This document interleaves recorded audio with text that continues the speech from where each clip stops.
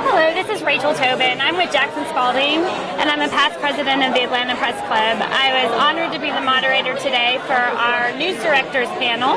We had the 4 local news directors from Atlanta who are here to talk about how their newsrooms are using digital media.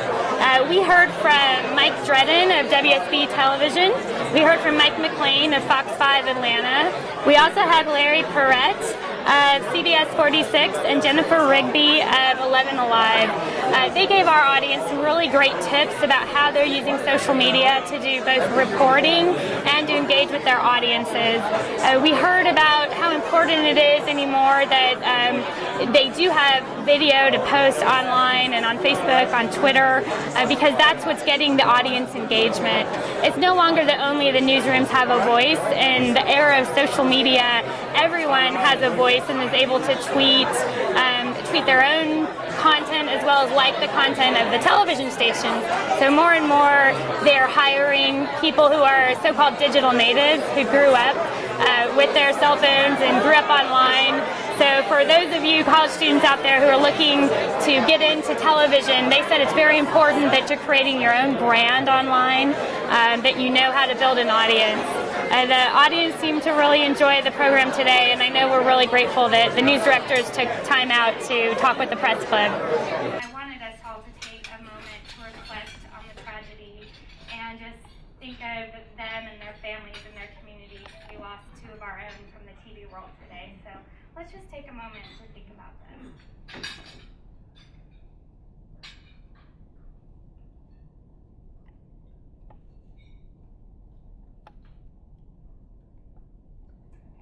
Thank you so much. So let's start by introducing our esteemed panel today. We're going in order alphabetically. We're going to start with Mike Dredden of WSB TV. He was made news director after serving as the station manager for 13 years. Managing editor. Thank you, yes. I gave you a different title. Before joining WSB in 1999, Dredden was the news director at WGNX TV. As a veteran broadcast journalist, he's won multiple accolades, including Emmy and AP Broadcast Awards. Welcome. Next, we have Mike McLean, who is the vice president of news for Fox 5 Atlanta. He joined the station in 2010 from Fox 13 in Tampa. McLean also spent 27 years at the Fox affiliate in Birmingham. In 2014, he was inducted into the NADIS Southeast Chapter Silver Circle. I don't feel that old. Next we have Larry Perrett of CBS 46. He's been the news director since September last year. Prior to that, he was the news director for stations in Kansas City and Salt Lake City. He also was a news producer for Entertainment Tonight, and I think we could have a whole panel just on that. And last but not least, we have Jennifer Rigby, and we apologize, your name was misspelled in our program. But I think your Twitter handle is solid. She joined the networks at 11 Alive in November of last year. Before that, she worked for the Weather Channel as vice president of live programming, where she was responsible for nearly 100 hours of live programming each week, which we all know is a lot of live television. So welcome. I thought we might start today. It's kind of a basic question, and again, I come from the print side, but I think it could be very illustrative. I'd love to hear about your news philosophy. What is your newsroom philosophy? We've all heard of giving voice to the voiceless as an example. And as digital becomes so much more important as a channel, I'd love to hear how you're translating that into a digital framework. And you might also just kind of say a few opening comments as we go along. So just alphabetically, let's start with Mike from WSB. Do I need to turn this on, or is this working? It's on. It's on. Okay. Well, so I didn't really prepare to discuss my news philosophy, so I need to pause and think for a minute. Quite honestly, what do? We cover the news, and I don't mean that, in a disrespectful way to the question, but that basically is what it boils down to. We're a hard news brand. We take a serious approach. We think what we do is important. So we cover the news. We cover significant stories that matter to people. We don't do a lot of feature reporting. We are big on the things that drive television news, things like breaking news and severe weather coverage and investigative and those kinds of things. But what we do is just work hard every day to reach our goals and to do the things we set out to do. And I would sum it up that way. Social media, the digital platforms, all have become a part of what we do. Our brand was at one time a TV news brand, and really I do think of us still as a TV news brand, but we're expanding that. It's Channel 2 Action News is now not just TV, it's across multiple platforms, and that's a part of what we do every day. And that's the new part of what we do, and it's a wide open field. I think we're all finding our way through it as our all members of this business, and figuring out how it works and how it connects to who we are, and how we take the brand we've established for so many years on TV and move it over to these new platforms. And so we are utilizing all of these tools and taking Channel 2 Action News to each one of them. We have the web page, we have apps, we have reporters engaged on social media, and we have a strategy behind all that. It connects very much with our news brand. Well, thank you. Mike? Well, Fox 5 Atlanta, we strive every day to bring you news and information that impacts you, impacts your life, things that you need to know.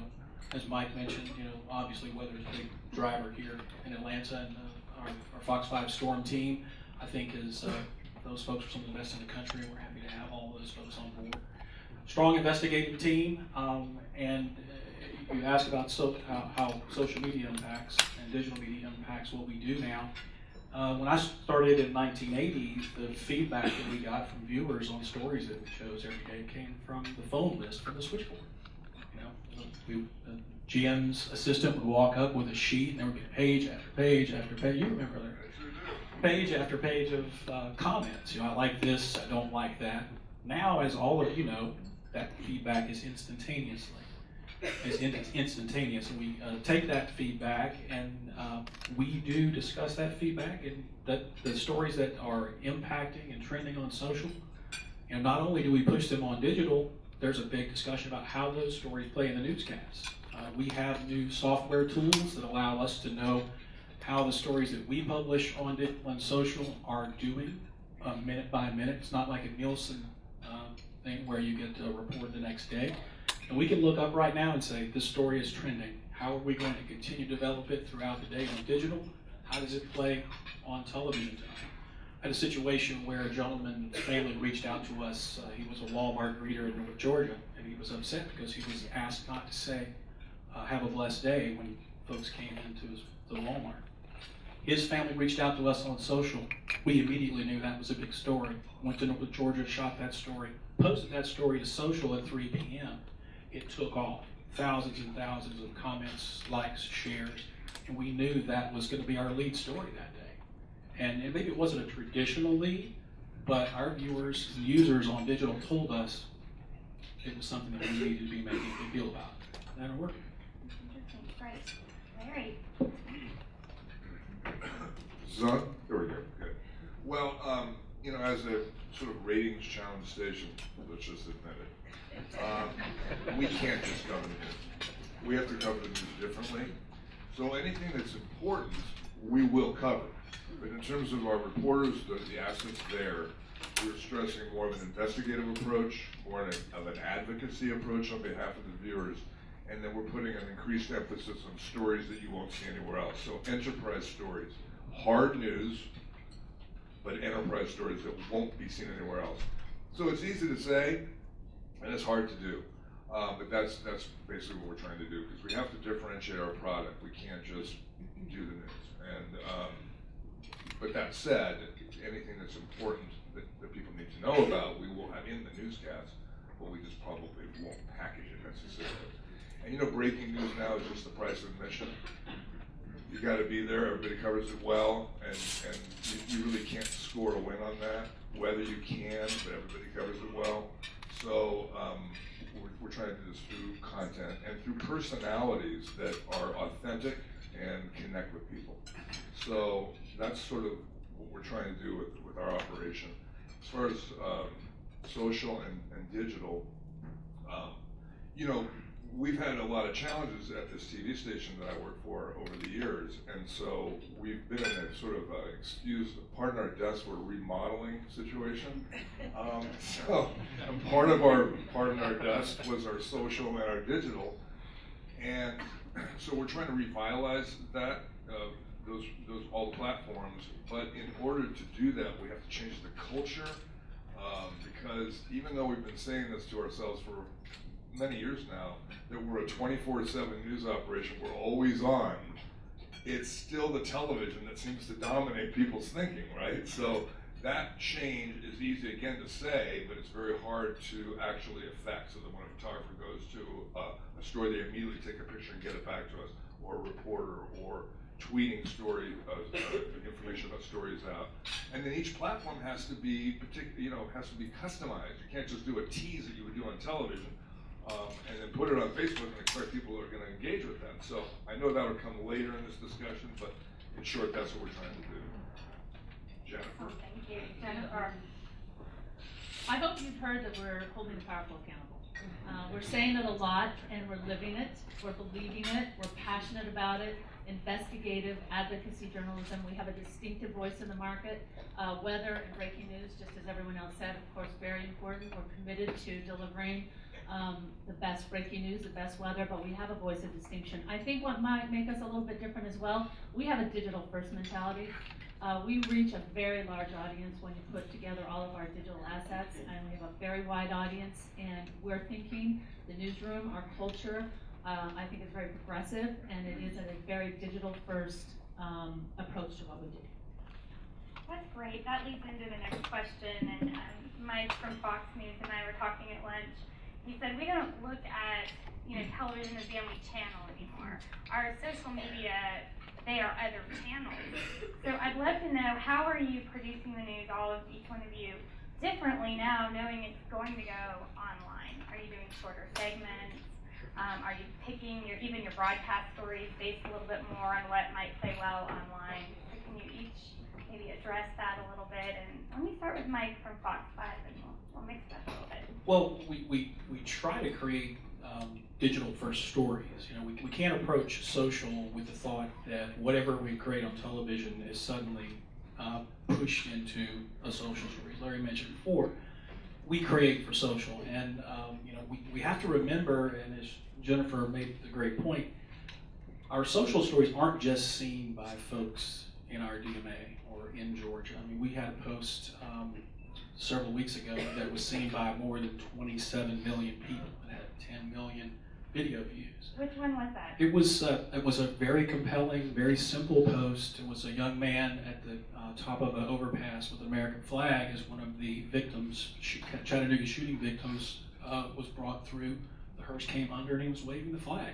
There was very little text associated with that story, but it was just a native video that was uploaded to Facebook, and it was very touching, and folks shared it. And it's not just about creating TV content and pushing it out. Okay, great. Larry, go to you. What was the question? Good question. The question was, how are you producing news differently, knowing that social is such a big channel for you? Are you We're making not. shorter packages? No. Yeah. Short answer. We're not. I mean, we're the TV portion of it is not being altered because of the other platforms. Those other platforms sort of need to be customized, as I mentioned before, and so we have a digital team which we're going to expand, and they are then distributing, whether it's on a digital or a social, and Facebook becomes really the prominent method for us. But for example, I mentioned earlier a tease, so let's say we're going to tease a 4 o'clock news. The tease on television is different than the tease we put on Facebook, because you have to put a little meat on the bone in the Facebook tease, otherwise the people won't engage with it. They're not going to respond the way the television does. Are you driving viewers from Facebook to television? We hope we are. Okay, excellent. Jennifer? I think where we've progressed is we know that we have to produce differently for each platform. They're all different. You can't just take a chunk of something you put on television and post it to Facebook or put it on Twitter. So we're very thoughtful about our audience on each and every one of the platforms. and make sure that we're producing for them. As for television, I think Mike said, we get real-time stats now, right? I mean, we get real-time data that absolutely tells us what our viewers, what our audience is interested in, where we didn't really know before. Now we know. They're telling us every minute of the day. So that certainly informs us on what we will put on television. And we may be including on stories on television that perhaps we wouldn't have many years ago, or may not have given it as much attention, or even put it in the newscast. But when the viewers are dramatically telling you we have high interest in this, it's up to us. We must listen, right? All right, Mike. Well, I think that these are all different things, and sometimes I feel like we have a leg in different worlds, but they're worlds that overlap. So the digital audience you're reaching may, in fact, does overlap with the TV audience, but at times you're talking to people who are a different audience than you're reaching on TV, and vice versa. Obviously, we want to reach as many people as we can, and so what we do on TV is not the same as what we do on digital or on social. They do have their own identities, and interestingly, a lot of people, of course, are watching TV on digital because they're watching live stream instead of watching on air. And the good news is later this year we'll actually start getting credit for that because Nielsen is going to start measuring viewing on the live stream, which will be new, and that'll be welcomed for sure. But it's just a variety of things. What's interesting to me about social media and the digital world is the changing nature of how people watch TV, particularly young people. When I was a kid, which is, we'll just say a few years ago, you had very limited options as to what you were going to watch. And whether you watched news or not, just by watching TV, you were exposed to the news identities of each television station, because if nothing else, you saw cut-ins, you saw promos, you saw things like that. There was no such thing as fast-forwarding through commercial breaks. No such thing about choosing when to watch a show. You watched it when it was on TV. Obviously, all of that has changed, and everybody's watching TV differently, but particularly the younger demographic. And so social media is where we can talk to them in a way that years ago we would have talked to them just because they were watching TV. So that's an important aspect, I think, of what we're all doing in that space, and that's making a connection with this younger audience that we might miss otherwise, because they just don't watch TV the way we did when we were growing up.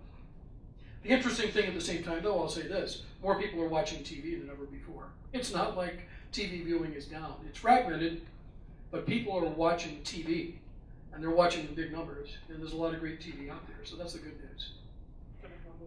I think it's important to recognize the role that Facebook in particular plays in driving traffic to our websites.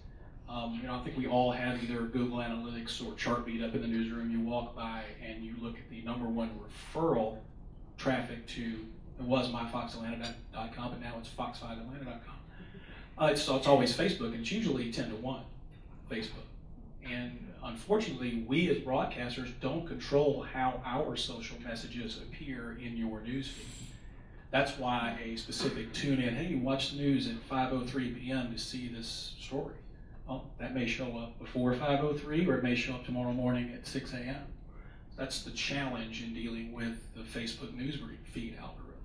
But make no mistake, Facebook, and particularly Facebook mobile, that's what's driving traffic right now. Is that true for all the stations, that Facebook is your #1 referral? Yeah, Facebook is important, and actually mobile, you mentioned mobile, that's where everything's going. So it's that small screen is where people are getting a lot of this, if not most of this. The challenge of Facebook, you said it, is we don't control it. They can change the rules, and they do, at the drop of a hat. Do you ever advertise to, pay Facebook to boost, your trending on Facebook? You do? Sure. Yeah. I don't want to hog the microphone, but I did want to mention this since Mike mentioned mobile. A rollout of a new website is usually not big breaking news for you, while it's exciting for us. We just launched fox5atlanta.com this week. The thing that you'll notice about this website, though, is when you go to it on mobile, it looks exactly the same as it does on the desktop. And I know many of you have been frustrated in the past when you would go to one of our mobile sites and you wouldn't get a very good user experience. This website looks exactly the same on your mobile. And that was our goal in designing it. Now, are there still bugs? Sure, we're still working out the bugs because it's only 3 days old. But I think that speaks to how important the mobile device is in 2015 and going forward. stop talking now, I promise. I love it, shameless plug, that's all right. I wanted to ask a question, as a former print journalist, and there's a lot of traditional journalists in the room, and television journalists included, there's a little bit of a cringe factor when we hear that what's trending is what's getting the attention. You know, we always trusted journalists to mediate the news, to determine what was important, and probably to put some analysis on it. So tell us a little bit about, you know, that. I mean, we see a lot of 10-second cell phone videos that are making the news. You know, how do we, as journalists, sort of live with that and understand this might be the direction we're going? Well, I don't think what's trending influences our decision about coverage. It's good. It sort of replaces in an editorial meeting in the morning when you say, what are people talking about today? That's how we used to do it. Now we actually can know quantitatively that this is trending. It's just an interesting thing to be aware of. You know, so it doesn't really influence necessarily the decisions we make editorially, but it could. And I don't really know how to respond to the cell phone video. It depends on what it is. You know, whether or not it would be worthy for air. I mean, we're not going to take anything that's just happens to be going viral and just throw it on the air, right? I don't think anybody would. Look, I would also say, you know, there were days that we were the decision makers on what made it to you as a viewer, and we're not anymore. So we need to move on from that, right? We need to see what people are interested in and respond to that. Now, when it comes to stories that are going viral or they spread so quickly, we know that a lot of misinformation gets out there, and I think that's where it comes back to our brands, all of our brands. We are trusted brands, and we are trusted brands for local news. So I think when it starts to get a little crazy, viewers can come back to us. Certainly they'll go back to the brands they know, the networks, the Wall Street Journal, the brands that have built the image over 40, 50, 60, how many years. And at least we're the ones now we can come back to. And you know that when you read it on any one of our websites or social media or whatever, we have vetted it and we have put it through the process that is tried and true and not outdated. Yeah, I think an important point, you know, trending, when something is trending, what does that tell you? That tells you something about what's happening on digital. It doesn't really say anything about TV. And it also, it's information, and information is always good. However, I can think of all kinds of things we could post that would trend like crazy that I wouldn't want to be associated with, that we wouldn't want connected to our brand or our name. And so, you know, it's good if something you've done, if something you've created is doing well, and you want to see that. You want to see things trend, but you're not automatically, speaking for us, and I don't think anybody would disagree, we're not going to grab something just because it's trending. We're certainly not going to make a decision about tonight's newscast on TV because something is trending on digital. But it is information, and it does tell you something. Okay, so I want a lightning round, 2 questions. The first one is, last time I saw you, Mike, you told me about Banjo, which is a really cool Twitter app, tells you what's happening around you. I'd love to know what new apps you guys are either using or having your reporters use or following that maybe we haven't heard of. You know, they come in every day with something. Honestly, I mean, there's just, you know, oh, look at this does this does that. So, I mean, yeah, I forgot we had that conversation. I thought, wow, this is cool. Yeah. I think that's old news now. Oh, yeah, I think it's old news. Yeah. Is But, it Yik Yak or is it you know, Vine? yeah, there's all kinds of useful tools. A group of our folks came back from IRE not that long ago. They always come back with that kind of info and new information. Is, you know, are you asking about our apps? I mean, we've got apps. I was asking more about social apps that exist that you might be using to mine for news that Well, you know, you aren't use Twitter or anything. Facebook. Yeah, you use anything that you know that you think is credible that can provide input. I think you got to be really careful with anything in the digital world because you just always have to really sift it through the filter of common sense and what vetting you can do. A lot of stuff is out there that isn't true. But as far as, you know, devices and apps that can help, you know, locate information, people, you know, there's dozens of them. I don't really have a checklist I would be able to offer, but we're, you know, our folks are using these things. Anybody else want to chime in? We're working with a company called Storyful. Some of you may have heard of it. Storyful, their whole mission is to license and identify social media, that, you know, viral videos, and whenever big news happens, you can bet somebody is standing there recording it with their smartphone. And all of us are now content creators. You know, everybody that works at Fox 5 Atlanta, if they see news break, they know to pull out their smartphone, roll on video, take several pictures, and not only to gather that content, but then to quickly send it out on social media and drop the video into our video server immediately so it's ready for playback. And all of that can happen in 5-6 minutes, and that shows how far really we've come. Yeah, I just wanted to add on banjo. I don't think that's old news. okay. And so it is, to your point, Mike. It is an aggregator and it's sort of crowdsourcing, and it can be very, very helpful and it's quick because, you know, to your point about people posting right away, it's right away on banjo. So we like it. Okay. Jennifer? It's similar. There's something coming out nearly every day. We are always looking, testing, beta testing, and making sure that we have the latest, best apps or programs or tools that we can have to gather the news. There's so much out there now. It's changed so much, right? I mean, we can get live so much more quickly and easily than we were able to in the past. So it's a long list of things, and we'll keep. You know, we're not married to any one thing. If something better comes along tomorrow, we'll take it. Okay.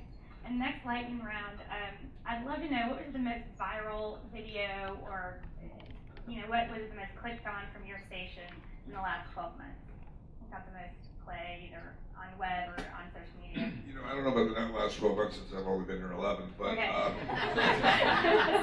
And I have a short-term memory loss, so let me just do yesterday. Okay.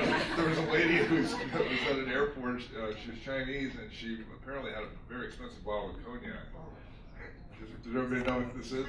So they wouldn't let her take it because it's over 3.4 ounces or whatever. So she drank it.